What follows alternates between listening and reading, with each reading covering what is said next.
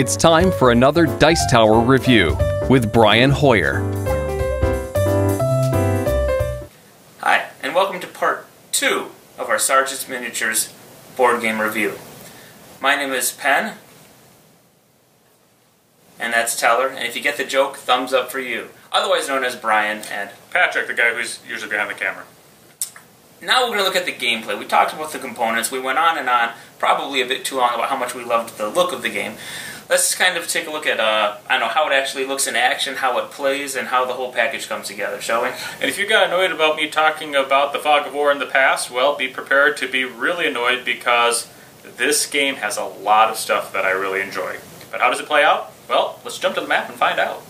Okay, the layout of the board. As you can see, we have this green deck. That's the American colors. Those are the cards for all of my characters. Okay, I took all of their cards, shuffled them together, and this is my play deck. The gray goes with the German soldiers. So all of the German soldiers in play, you take their cards, shuffle them together, and that player will play from here. The story deck's down here. Now the nice thing about this is it will say to take out certain cards if they don't match up with this current map. So for the first scenario, I'll look in the rulebook and it'll say remove cards 43, 62, etc. And you pull those cards from the deck, and then you just play with what you're supposed to.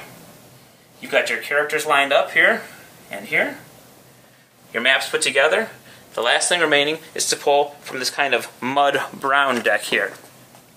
Now, this is your objective. If I were to pull this card, it would say that my orders are to attack, capture over half the landmarks in play. Now, landmarks are these bigger squares. The smaller squares count as 1. The big squares count as 2 because they're, double the length and size. So going back to the card, capture over half the landmarks. If I successfully do this, I get 7 victory points per captured landmark. And victory points are what you get. Whoever has the most at the end of the game wins. That kind of is the deciding factor on the winner of the game. Okay, so as you'll notice, we already have characters on the board. Oftentimes, your objective card that you draw, which is kind of nice, again, adds to that fog of war my brother always talks about. The other player doesn't know exactly what you're trying to do. It's kind of like in real battle. They might know there are soldiers nearby, or that there are soldiers at the crossroads, but they're not sure what they're there for or where they're headed. So you kind of have that, I don't know exactly what they're trying to do, but I know I have my objective, and I have to try to get my job done. Oftentimes, though, the objective will say start off the board and you enter at a certain point. To speed up the review, we'll say that we've already played around and we've got our characters out there on the map. So you see here my American soldiers, pretend the German soldiers came in down there. And the first thing we do now to play to start around is you flip 3 cards from the story deck. And you place them here. Push them this way so that the camera can read them. 1, 2, and 3. Okay, now these cards will be carried out in this order. But let's take a closer look here and see exactly what we're going to be doing. On this card, you can see it says move and then shoot. That means when we play a card, we have to play a move or a shoot card. Whoever plays move gets initiative and gets to go first because it says move and then shoot. And if somebody plays a shoot card, they go second. If we both play a move card, then there are other ways to figure out initiative, and we'll get to that in a second. The second thing you need to see down here, so that's our options, what we can do, is these are random events. Now, if these random event colors match up with the card behind it, this is pink, this is green, it doesn't match up. But if they were to match up, then whatever it says there takes place immediately. It might be like a storm, some kind of random event that will affect gameplay. And you carry that out before anybody plays cards. Now you see the people in the green, that doesn't match up, but here I have purple, landmark, and landmark. These match up, so this happens. And what it says is pasture L1B. That's this big pasture where the Germans are right now. A pair of sheepdogs are barking at soldiers in the pasture. The soldiers are spotted. Since we do have soldiers here, they get spotted. And unfortunately, for my German friend, that means all of them. And to spot them, you just put one of these little spotted markers next to them on the board. Now that we know what we can play, it's our turn to look at our hands and play. Now, normally you draw 3 cards. However, you can always check and see if, Sergeant Harrison here has a look, draw 2 extra cards. So because of his bonus, I draw 3 plus 2. I get 5 cards in my hand at the beginning of the round. 1, 2, 3, 4, 5. Now I look at these cards, and I have to play them. And to give you a closer look, you see I have the move, that's yellow, the shoot, 2 hide, and another shoot. I have to match this word up here with one of the words on each card. So this is the first step of this round. It's a move or a shoot. I don't really need to move any closer, and since they're already spotted, I can shoot. By the way, that's one rule. If you haven't spotted an enemy, that means you don't know they're there technically, and you cannot shoot. But thanks to those sheepdogs, all 4 of them have been spotted, so I place them on my action card. I'm going to shoot on the second card. I have to do a hide or a move.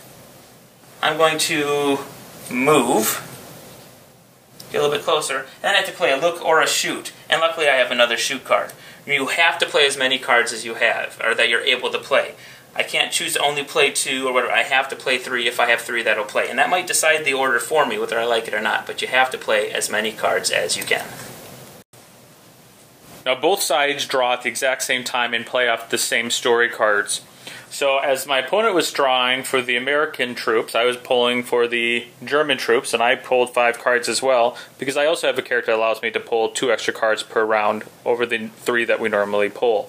Now as you see, I have 2 moves, a shoot, and 2 hides.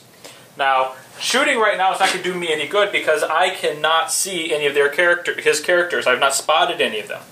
So my only hope is, going left to right, is try to move my characters to a more opportune area, which would match this. This next round, I'm going to try to hide a character so that I lose the spotted marker if I can. And I can hide if I get into a non-clear terrain. I have to get my dog tags into that, and I'll show you that in a second. And I have a shoot card that matches this third card. Unfortunately, I will not really be able to shoot this round because I have not spotted any characters. Now, when you play them, you obviously do not play them face up. I don't want my opponent to know what action I'll be taking which turn. So these are all, of course, placed face down in the real game. Okay, so now that we have our cards drawn, we're going to flip at the same time. 1, 2, 3.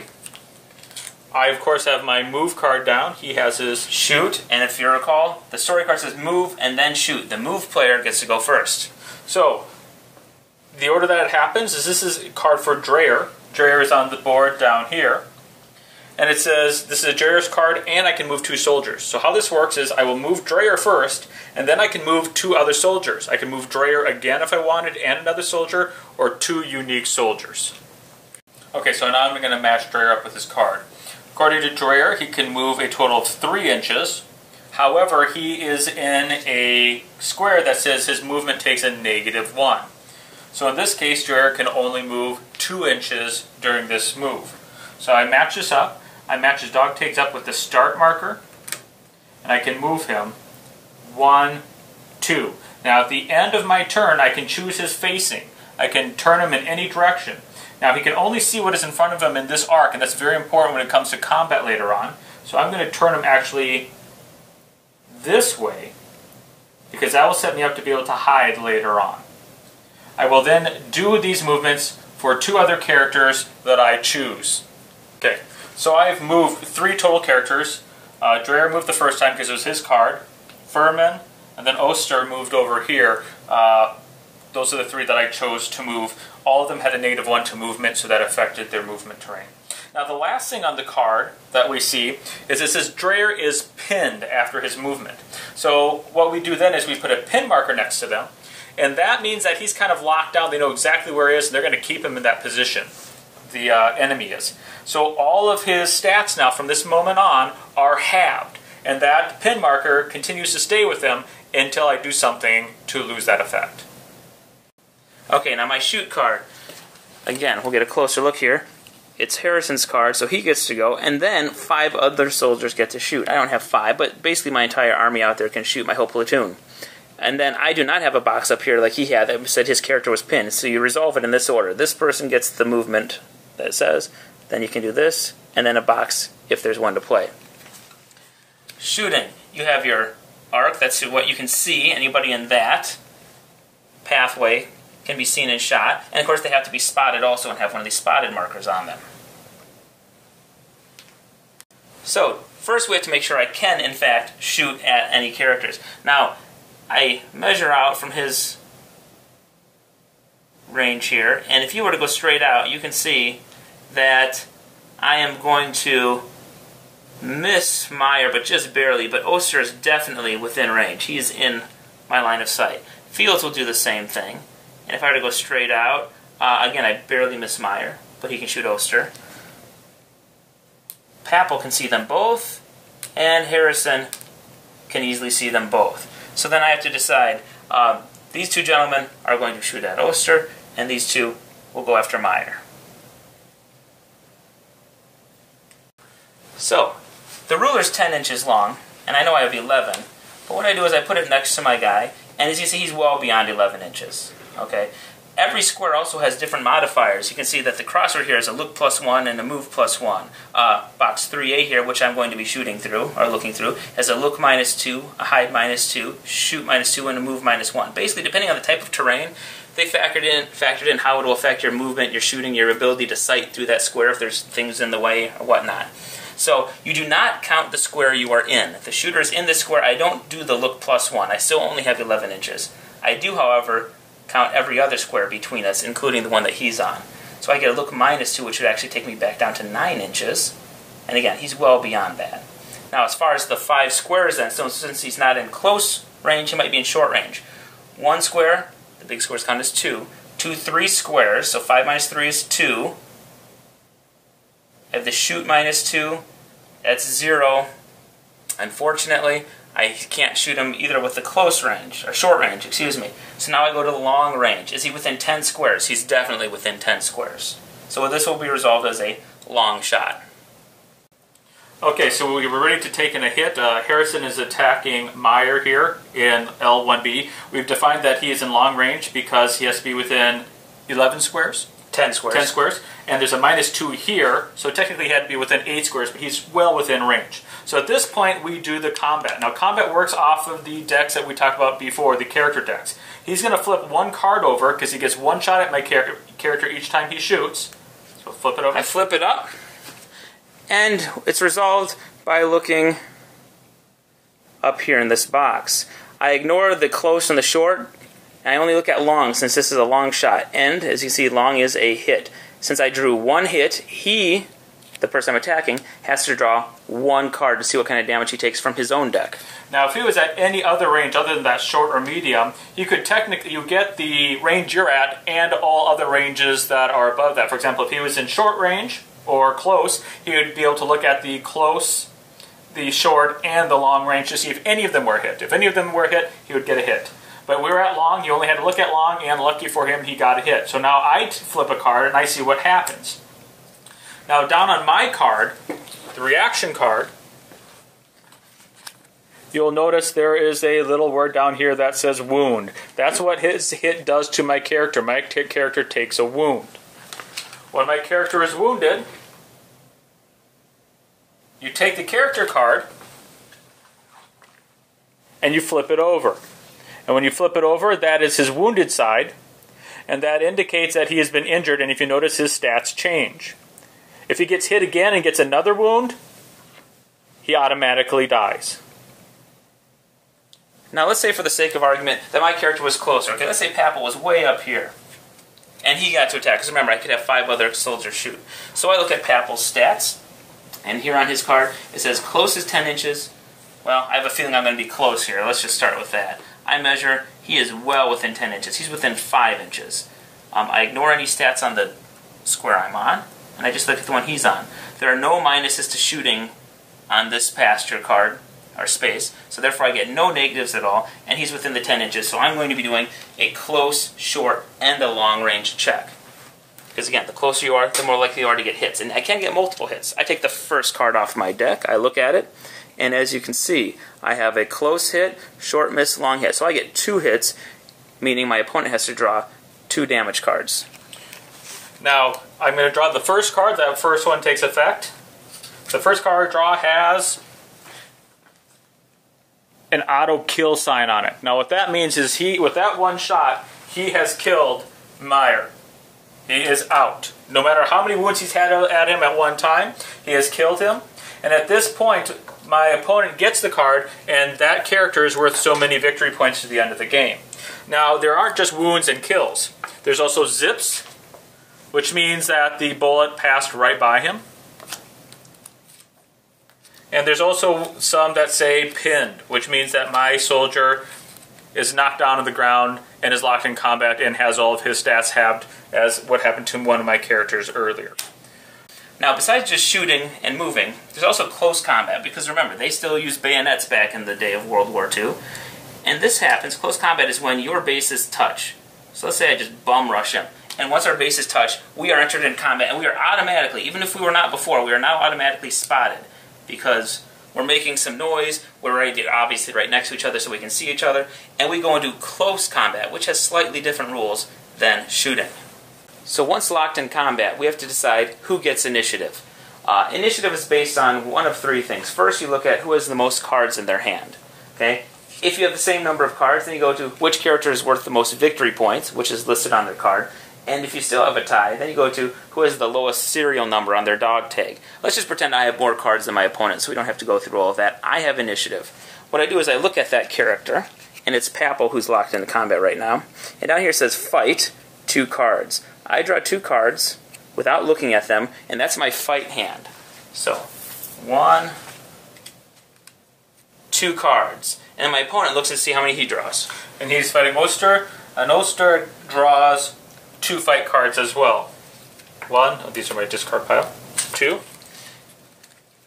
Now, without looking at them, it becomes a game of war. Since I have the initiative, I get a stab with my bayonet first, and it's just quick, back and forth, just throw down cards as fast as you can. So, real quick, I swing. I wound him. He's not wounded yet, so he flips his card. Okay, now he gets an attack.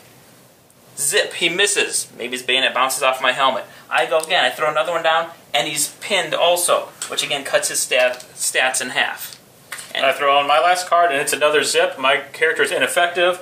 Now, they stay in locked combat from here on out. They can't take any other actions, except maybe to turn their base to face their opponent a little bit better. They can't move, they can't shoot. The next round, after each card is resolved, we fight again. So now we've had 2 videos on one game. As far as final thoughts on the game, gameplay-wise, we already talked about the components quite a bit, and we love those. Gameplay-wise, I think it plays really quickly. Setup is faster than you think. Now, once we threw in the Road to Carrington expansion and doubled the size of the map, it takes a little bit longer, mostly because we had to figure out the border. And the rules, they slow it down. The first game was a little bit frustrating, but after that, once you figure things out, probably check online. Let's cut through the chase. The rulebook needs some work. The rulebook is very choppy. There's a lot of vagueness in the rules. They don't give enough examples of scenarios. One of the ones that we ran into while filming this is what is considered cover that you can hide in. The rulebook needs to be tightened up quite a bit. Now, I don't want that to take away from what you think of the game. It's just that is the weakness here, is that the rulebook needs to be tightened up. There's so many facts online right now that they need to get a control of the frequently asked questions, get them in the rulebook, and make it a lot more solid, which I'm guessing they're planning on doing with the next release. Yeah, beyond the book, again, once you get past the rules and we were playing it, I thought it was really enjoyable. It was fun. It has that fog of war. You don't know what your opponent's objectives are necessarily. You don't know what card is going to come up. There's a little bit of randomness, so hardcore wargamers are probably going to be turned off by that. But the card-based play is simple to learn. Normally, I'm not a wargamer. Miniature games like Warhammer, etc., scare the heck out of me. This is enough on the light side that I had no problem getting into it and wanting to get all the expansions, more characters, etc. Yeah, I like the fact that one thing is the fog of war. It finally has that. I don't know what your objective is. I wanted that in the game. You've heard me talk about it before. This has it. You draw objective, you keep it hidden. You don't reveal it really till the end of the game. I love that. I don't know what you're planning on doing, and I have to try to outthink you. I loved it. I love the collectible about this. I got started in board games of HeroClix. Now, this is that type of collectible miniature, whereas they're not duplicating the expansion dog takes. I like that effect of it. I like the fast gameplay, especially the bayonet scenes where you're right next to each other. It's flip, flip, flip cards. And it is random because of the card play, but it doesn't have the randomness of dice, where the dice explains whatever you do.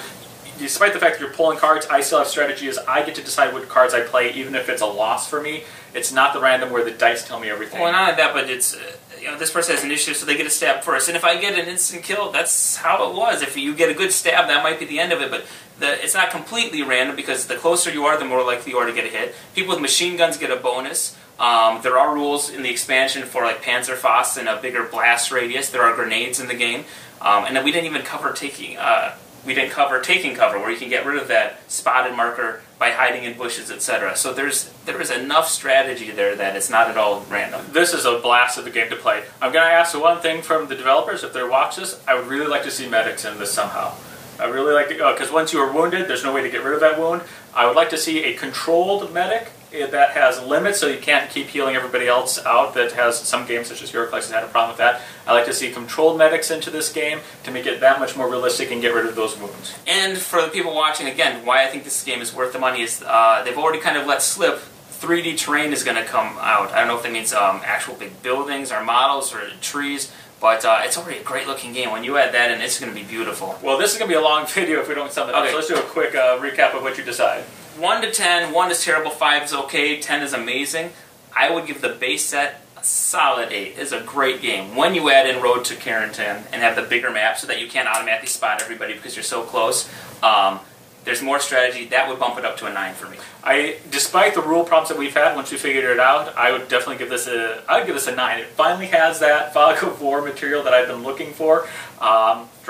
And it's been a fantastic game for us to play. So I give it a solid 9. So there you have it, 2 9s. Go to Lost Battalion's website, order this game. You will not be disappointed. I'm Brian. And I'm Patrick. And thanks for watching. We'll see you again. Thanks for watching our review today. For more information about board games, as well as the #1 board game audio podcast, check out Dicetower.com for reviews, interviews, and more. I'm Eric Summerer, and you've been watching The Dice Tower.